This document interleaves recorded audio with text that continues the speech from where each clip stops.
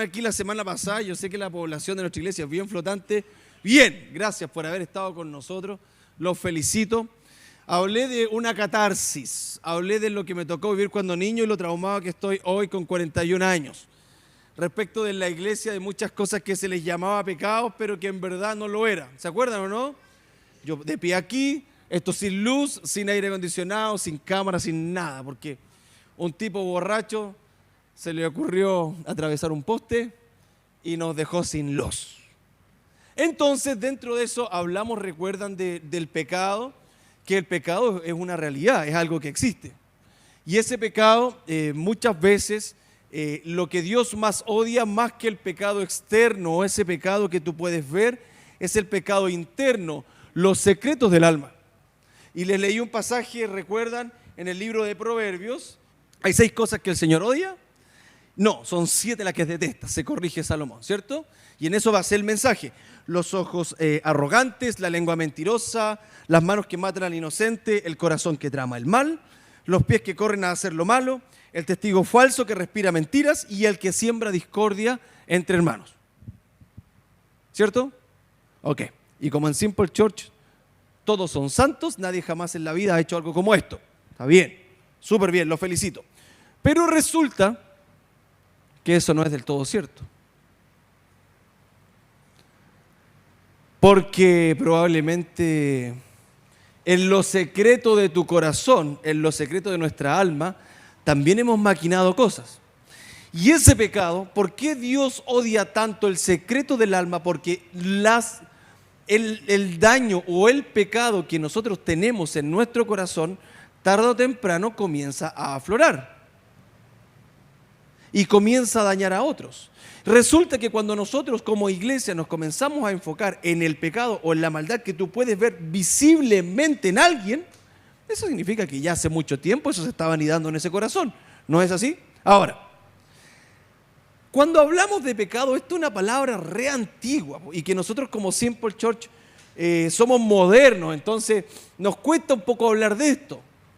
Pero es una realidad que la Biblia enseña. Y yo quiero explicarte lo que bíblicamente es el pecado. ¿Ok? En la palabra original en griego para pecado es hamartía. Hamartía. Diga conmigo, hamartía. Bien. De hecho, cuando tú estudias en la universidad, la doctrina del pecado se llama hamartiología o hamartiología. Y hamartía es interesante que esto significa... Ve que ya no tengo torpeo aquí y no sé dónde estoy. Aquí dice, fallo de la meta, no dar en el blanco. Entonces, ¿qué es pecado? Es que si Dios trazó un camino y te dijo, tú tenés que llegar allá y tú fallas, eso es pecado. ¿Me sigue hasta ahí? En la palabra en hebreo era jata. Jata, diga jata. Jata, jata, ok, jata. Que también significa errar en el sentido de no alcanzar una meta, camino, objetivo o blanco exacto. La palabra pecado para nosotros significa eso. Entonces nosotros decimos, ok, ¿ha escuchado usted la frase que dice, sí, pero yo hago esto, pero no le hago daño a nadie? Por ejemplo, usted va a hacer trabajo social y se encuentra un borrachito o un drogadicto en una esquina tirado, ¿cierto? Y su argumento es, no, yo estoy aquí, pero yo no le hago daño a nadie. No le afecto, no asalto, no tengo esposa, así que no tengo a quien golpear, no tengo hijos, así que no tengo a quien maltratar, no le hago daño a nadie. Pero el pecado no solo tiene relación con un tercero, también tiene relación de cara a mí y al plan que Dios tiene para mí en mi vida terrestre. Y resulta que el problema que tiene es que el pecado cosecha algo también. Incluso el que es invisible, incluso el que tú no puedes ver. Porque hablábamos, ¿cierto?, de que ir a la iglesia la semana pasada sin corbata es pecado. No. Tomarte una copa de vino sin permiso del pastor es pecado. No. Y hablé de muchas cosas que no lo eran, pero sí existe el pecado. Y yo quiero leerte lo que dice Gálatas capítulo 6, versos 7 y verso 8. Dice, no se dejen engañar. Nadie puede burlarse de la justicia de Dios. Siempre se cosecha lo que se siembra. Los que viven solo para satisfacer los deseos de su propia naturaleza pecaminosa cosecharán esa naturaleza y destrucción y muerte. Pero los que viven para agradar al Espíritu de Dios cosecharán vida eterna. Y es que en la vida existe una ley natural que se llama siembra y cosecha. Si tú siembras algo bueno, vas a cosechar algo bueno. Si tú siembras algo malo, vas a cosechar algo malo. Si tú siembras en tus hijos cosas buenas, vas a tener hijos buenos. Pero si no te preocupas de ellos, te da lo mismo, cuando ellos crezcan, ellos tampoco se van a preocupar de ti. En la ley de la siembra y la cosecha está súper ligada al ser humano. Y aquí utiliza esa misma referencia y dice, no te dejes engañar, porque por mucho que la maldad, el pecado, la maquinación o como tú quieras llamarlo, o ese errar en el blanco, esté escondido en tu corazón y nadie más lo vea, Dios sí lo ve. Y dice, nadie puede burlarse de la justicia de Dios. Y luego continúa, siempre se cosecha lo que se siembra.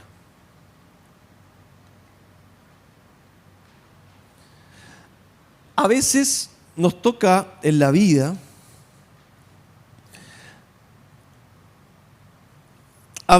crecer en familias complejas. Y venimos desde cuna con malas costumbres. De todo sentido. Malas costumbres como, por ejemplo, a la hora de comer, o no sentarse en la misma mesa, ¿no? O que te llame la mamá a comer. ¿Han visto eso, no? Está listo a comer. Y al final no venís nunca a comer, la comida se enfría, los demás ya almorzaron y comiste solo. La familia... Hay muchas malas costumbres que a veces nos pasan desde niños. Pero hay veces que hay conductas adquiridas que nosotros heredamos. Y esas conductas también son pecaminosas. Pero resulta que el pecado no solamente tiene la consecuencia que Dios va a tener contigo, sino que el pecado también destruye a quienes lo practican y le hace daño a quienes te rodean. Y tú me dirás, ¿por qué estás hablando de pecado? ¿Qué es lo que sucede con el pecado? ¿Qué tan complicado es el pecado? Bueno, yo te voy a decir que es muy complicado. ¿Sabes por qué?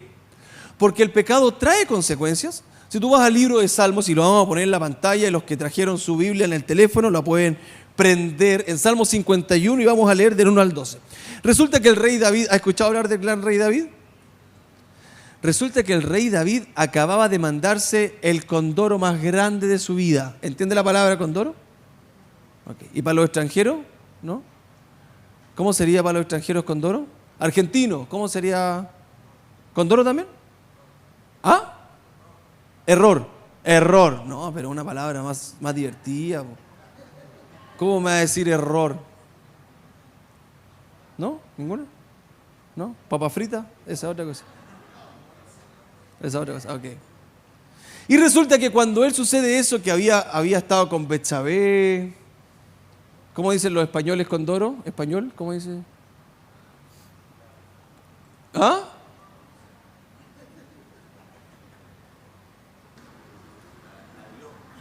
¿Qué?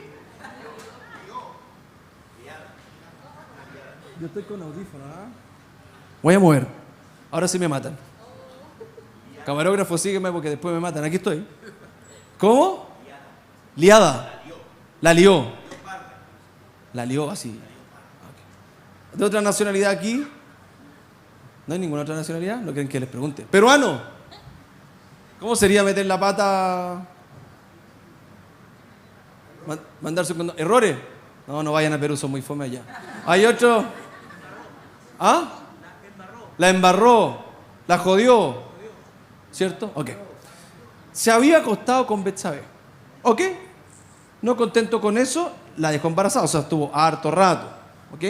Señores padres, si llega su hija diciendo que embarazada, pero fue solo una vez, no, eso es muy poco probable, pasó harto rato. Resultó que después de eso se enamoró de Betsabé y la mandó a matar al marido, prácticamente, ¿sí o no? Y lo pilla el profeta Natán. ¿Estamos claros hasta ahí? Bueno, él escribe este salmo. Dice lo siguiente: Ten misericordia de mí, oh Dios, debido a tu amor inagotable. A causa de tu gran compasión, borra la mancha de mis pecados, lávame de la culpa hasta que quede limpio y purifícame de mis pecados. Y es que el pecado ensucia el alma. Y tú no te das cuenta de esto, porque en el fondo David no lo había descubierto nadie. Solo él y esa mujer sabían lo que tenían. No se había hecho público, pero el pecado comenzó a embargar. Es que el problema es que a veces cuando nosotros estamos mal, pensamos que solamente nos pueden ensuciar el alma las consecuencias de lo que estamos haciendo. Bueno, corro el riesgo. Si me pillan, fregué. Pero el pecado por sí mismo ya tiene la capacidad de ensuciar nuestra alma. Si tú continúas en el pasaje, dice verso 3, pues reconozco mis rebeliones, de día y noche me persiguen. O sea, el pecado comienza desde algo pequeño y luego termina dominando tu mente de tal forma que no nos deja tranquilos. Y si tú continúas el verso 4, contra ti y solo contra ti he pecado, he hecho lo que es malo ante tus ojos, quedará demostrado que tienes razón en lo que dices y que tu juicio contra mí es justo. Porque soy pecador de nacimiento, así es desde el momento en que me concibió mi madre. Pero tú deseas honradez desde el vientre, y aún allí me enseñas sabiduría. Purifícame de mis pecados y quedaré limpio. Lávame y quedaré más blanco que la nieve. Y es que el pecado ofende a Dios. ¿Y sabes qué es lo más complicado?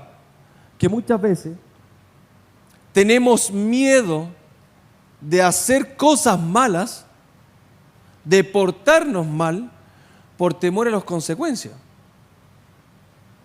No voy a manejar borracho, porque si manejo borracho, capaz que atropelle a alguien y me vaya preso. Temor a las consecuencias, porque hemos sido educados así. De hecho, tenemos publicidades de un auto chocado y un gallo adentro muerto. O sea, en el fondo tratamos de controlarnos y de no hacer las cosas por temor a las consecuencias que eso nos pueda traer. ¿Cierto? ¿Me siguen hasta ahí? Pero en verdad, ¿cuántos aquí han sido salvados por la sangre de Cristo? En verdad, todos nosotros debiéramos poner freno y control a lo que hacemos por temor a ofender a Dios, más que por las consecuencias que nos puedan llegar. Porque déjame decirte algo, y que las cámaras no me vean, no todos los pecados probablemente van a tener consecuencias inmediatas o a ver nunca. Puede ser que Dios tenga misericordia de ti, puede ser que nunca salga a la luz, pero ofendemos a Él. Ofendemos a Dios. De hecho, es más, deprime el corazón. Mira, verso 8. Devuélveme la alegría, deja que me goce hasta que, ahora que me has quebrantado. Devuélveme el gozo, devuélveme esa alegría, esas ganas de sonreír. Y luego dice, no sigas mirando mis pecados. Quita la mancha de mi culpa, crea en mí, oh Dios, un corazón limpio, renueva un espíritu fiel dentro de mí. No expulses de tu presencia y no me quites tu Espíritu Santo. Restaura en mí la alegría de tu salvación y haz que esté dispuesto a obedecerte. Muchas veces cuando me toca tratar personas con depresión, y no todas las cosas son generalidades, pero muchas veces cuando yo estudié consejería en la universidad, se enseñaba, o algunos tenían la convicción de que la depresión era pecado. Yo no creo que sea pecado, pero creo que muchas veces la depresión viene como fruto del pecado. Algo está mal, algo estaba funcionando mal en la vida y eso provocó alguna cosa. Digo, no siempre, porque a veces también tiene que ver con temas orgánicos. Pero muchas veces eso que funcionó mal lo anidé tanto tiempo, lo avancé tanto tiempo, que en algún momento me terminó deprimiendo y me quitó la alegría como le hizo el rey David. Y nos pasa que al final del día, ¿usted vio El Señor de los Anillos? No. Dios mío, los que no lo han visto, fuera de aquí. ¿Cómo alguien no puede haber visto película más buena que esa? Yo creo que hay 2 películas en el mundo que usted tiene que ver. Star Wars. Tan, tan, tan, tan, tan, tan. Y El Señor de los Anillos. Claro. En cambio, si les pregunto por las 50 sombras de Grey, todas la han visto. Nada que ver. Resulta que Tolkien, el autor del libro del Señor de los Anillos, era cristiano. ¿Sabía eso? Bien, era cristiano.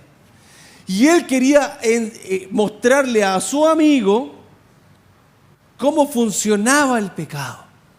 ¿Qué es lo que esto provocaba? Y crea la novela El Señor de los Anillos, que luego se hizo película.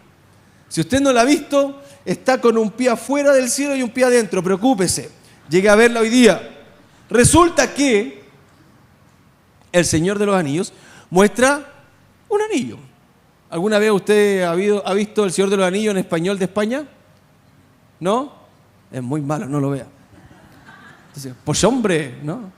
Pasame el anillo, pues hombre, ¿no? Resulta que ese anillo generaba poder y te daba estabilidad emocional momentánea y te ayudaba a controlar otras cosas. Y tú pensabas que podías incluso jugar con él poniéndolo y sacándolo. Y cuando estabas en peligro y te iban a matar, te ponías el anillo. Y cuando te liberabas, te lo sacabas. Pero resulta que sin darte cuenta, a lo largo de la película, tú puedes ver cómo ese anillo que es usado solamente en momentos esporádicos terminaba controlando a las personas y teniendo más poder que de su voluntad de poder quitarse el anillo. Una mentirita. Total, de esta salgo libre. Se acabó, salí, ay, me salvé, no me pillaron. Claro, va una.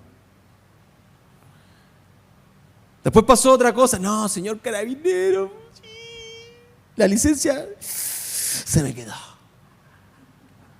Y la tiene vencida hace 5 años. Se me quedó. Y voy saliendo de esto, pero el pecado comienza a consumirme y comienza a controlarme.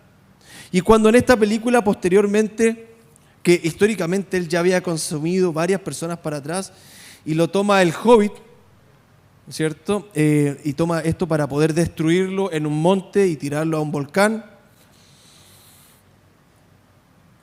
Se da cuenta que en este proceso termina solo. Porque para poder vencer la maldad, incluso tiene que dejar a todo el equipo de escuderos que le llevaba a ese monte. Incluso su fiel amigo, el gordito Sam. Otro hobbit de muy buen corazón que lo acompañaba en el último trayecto. Le dijo, ve solo. Incluso el mismo hobbit, que ¿cómo se llamaba? Ya ni me acuerdo. Frodo, gracias. ¿Yo? No, Frodo.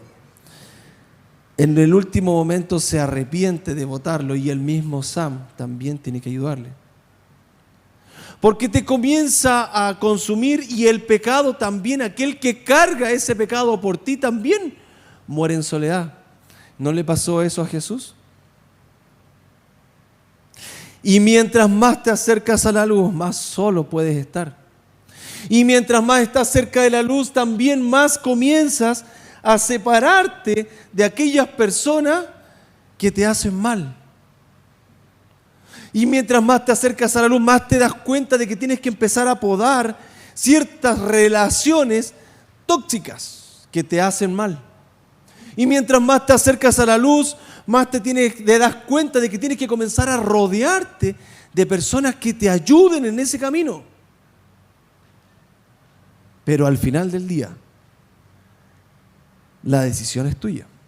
Porque el pecado trae consecuencias no solo para ti, sino también para los que te rodean. Una de las preguntas más clásicas que yo he escuchado es: si Dios nos ama, ¿cómo puede permitir el sufrimiento? De hecho, puedes verlo en un podcast que tenemos en YouTube que se llama Desvelados. Y creo que el capítulo se llama Si Dios existe, ¿por qué sufrimos? Puedes verlo y hay varios argumentos en donde conversamos de eso. Pero el punto es que en este proceso lo que más te preguntas es eso. Pero cuando hacemos eso no hemos entendido el concepto de pecado. No hemos entendido lo que Dios quiere decir con pecado y lo que provoca eso cuando yo quiero disfrutar del libre albedrío de una forma y el otro quiere disfrutar del libre albedrío de otra forma, y cuando él comienza a dar rienda suelta a sus pasiones y a ese pecado que en él mora, tarde o temprano termina invadiendo mi libre albedrío, mi libertad. Y cuando la invade, a veces pueden ser cosas re simples como que el gallo hizo fiesta y no me dejó dormir. Otras veces pueden ser cosas mucho más complejas como que viola a uno de los niños de los vecinos. Y otras veces pueden ser cosas aún más complejas como la serie de Netflix Mi vecino el asesino. Y cuando esa gente loca, sociópata, llega al poder, se transforma en un genocida. ¿Y cómo Dios puede permitir eso? Porque Dios permite el libre albedrío. Y el pecado que mora y que vive en nosotros y que se anidó mucho tiempo de forma oculta. ¿Usted cree que Hitler nació siendo asesino? No. Nació anidando odio en contra de los judíos y de la gente de color. En silencio, cuando no era nadie. Y cuando tomó el poder, ese odio comenzó con un primer asesinato y después un segundo. Y cuando su conciencia se cauterizó, se dio cuenta que podía vivir con eso, comenzó a ordenar matar. Y para convencer a los demás tuvo que convencerlos de que en verdad no eran humanos. Y terminó haciendo el holocausto judío. Porque el pecado comienza en nuestro corazón, pero tarde o temprano transgrede la libertad de otro y afecta al otro. Te afecta a ti, afecta al otro y daña el corazón de papá. Y resulta que la Biblia, un poquito más adelante, yo te voy a leer Romanos capítulo 6, dice lo siguiente, mira. ¿Y cuál fue la consecuencia? Que ahora están avergonzados de las cosas que solían hacer, cosas que terminan en condenación eterna, pero ahora quedaron libres del poder del pecado y se han hecho esclavos de Dios. Ahora hacen las cosas que llevan a la santidad y se dan como resultado la vida eterna, pues la paga del pecado es la muerte. Y es que muchas veces nos confundimos y pensamos que ese pecado, lo que yo genere, va a ser gratis. No es gratis. Puede terminar en muerte y termina en muerte para mí e incluso puede terminar en muerte para otro. Si lo que pasa es que nosotros cuando nacemos esclavos del pecado y creemos que Dios nos liberta y cantamos libre, Dios me hizo libre y hacemos la figura de las cadenitas. Somos libres y usted no es libre. Eso no enseña la Biblia. O sea, sí enseña que eres libre del pecado. Pero cuando dejamos de ser esclavos del pecado, nos volvemos, dice el apóstol Pablo, esclavo de Jesucristo. Sigue siendo esclavo. Y igual que los hombres en este lugar. Usted cuando salió de la casa de sus padres y era esclavo de su madre, se le ocurrió casarse. Ahora terminó esclavo de otra nomás, pero sigue esclavo. Yo vi uno por ahí que le tocó hasta poner la mesita aquí afuera el domingo pasado porque la señora no vino. ¿Le hicieron leche asada? No le hicieron leche asada. A ver, Italia Martel, ¿y dónde están las líderes de ellas? Por favor, hablen con esta señora. El marido viene hace 2 meses rogando por leche asada y la señora no le hace. Le gusta tenerlo de esclavo nomás, pero nada más. Porque en la vida siempre nos vamos a someter a algo. El punto es que decidas someterte a lo correcto.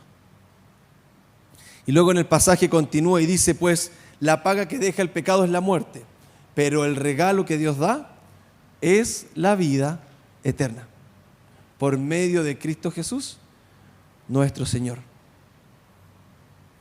El libro de Romanos 5:8, pero Dios mostró el gran amor que nos tiene al enviar a Cristo al morir por nosotros cuando todavía éramos pecadores. O sea, Él sabía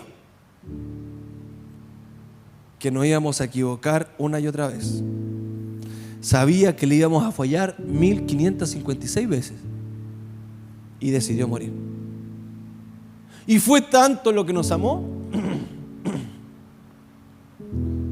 Yo a veces me pregunto esto, ¿por qué? ¿Qué más señales quiere el mundo para hacernos ver o para hacernos entender el gran amor de Jesús?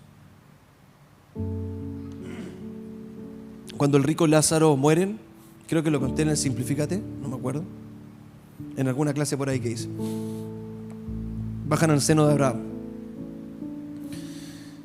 Y el seno de Abraham era un lugar plano, estaba el lugar de tormento, estaba el lugar feliz donde estaba Abraham y estaba un hoyo muy grande, un abismo. Y dice la Biblia que entre ellos se podían ver e incluso se escuchaban, no estaba tan lejos, pero no podías cruzar porque estaba ese abismo. Cuando eso sucede, el rico le dice a Abraham: Padre Abraham, manda a Lázaro que moje su dedo en agua y le ponga en mi lengua porque estoy atormentado en esta llama. Y Abraham le dice: él no puede cruzar, hay un hoyo entre nosotros. Y tú viviste tu vida como quisiste. Ahora te toca sufrir en esta llama. Posterior a eso le dice: bueno, entonces si no puede venir, mándalo que resucite, que vaya y que hable con mi familia para que ellos no vengan a este mismo lugar de tormento.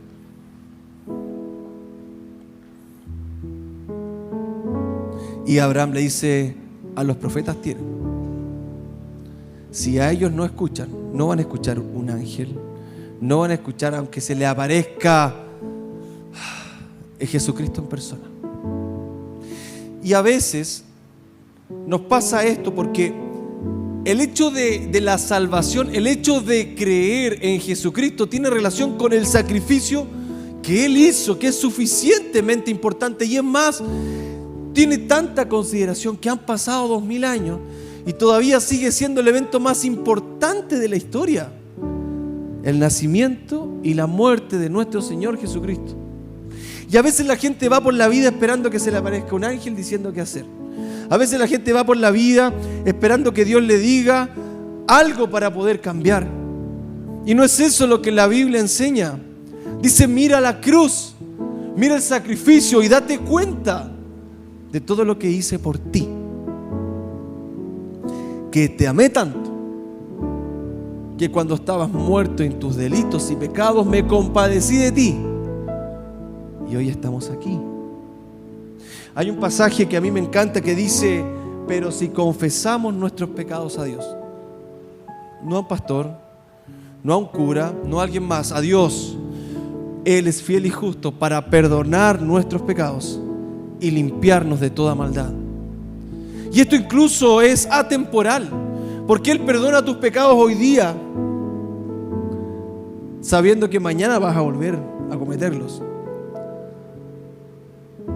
Señoras, ¿cuántos perdonarían a un marido infiel sabiendo que mañana va a volver a ser infiel? No muchas. Señores, ¿ustedes lo harían? Perdóname, mi amor, por favor, perdóname. Pero tú sabes que al final mañana lo va a volver a hacer. Así es Dios. Irracional, no lo podemos entender. Pero Él te perdona cada vez que le pides perdón, aunque sabe que vas a volver a equivocarte mañana, incluso conscientemente, porque somos imperfectos. Y es que el pecado tiene consecuencias en la tierra y tiene consecuencias eternas. Tiene consecuencias aquí y tiene consecuencias respecto de nuestro destino. ¿De dónde va a ir nuestra alma cuando muramos? Y yo no sé tú, pero yo creo que todos aquí tenemos que tomar una decisión por Cristo hoy y pedir perdón por nuestros pecados. Y yo te pregunto, si tú mueres hoy, ¿dónde va a ir tu alma? ¿Al cielo o al infierno? Si Dios viene hoy, ¿hiciste las paces con Él? ¿Está hoy bien? Hay una canción que a mí me encanta, alguna vez la vamos a cantar. No, mejor que no, porque después tengo prohibidos los himnos en esta iglesia. Entonces, pero hay algunos que me gustan, pero es que si abro la puerta a uno, después van a pedir más. Entonces, ahí vamos a ver qué hacemos. Estoy luchando conmigo mismo, que dice: estoy bien, con mi Dios, con mi Dios. ¿La conoces? ¿No? Estoy bien. ¿Se da cuenta por qué no cantamos himnos si el pianista no se la sabe? Y es de un hombre que iba naufragando en un barco y él escribió ese himno. Y justo antes de morir, la letra de la canción es increíblemente adversa, porque dice, parte diciendo: de paz inundada mi alma ya esté. Aquel que probablemente sabía que iba a morir ahogado usa la palabra inundada en su alma. Y luego el coro dice: estoy bien con mi Dios, estoy bien, tengo paz, gloria a Dios. Y los que son canutos antiguos me pueden corregir si me equivoqué en la letra. Yo sé que hay un bautista camuflado aquí al medio, entonces él me puede corregir. Y ese hombre antes de morir dijo: yo estoy bien, estoy listo, puedo morir, estoy bien, arreglé mis cuentas con Dios. Y es un himno que después de 250 años seguimos cantando. No aquí, pero en la iglesia de la esquina sí. Y usted está bien.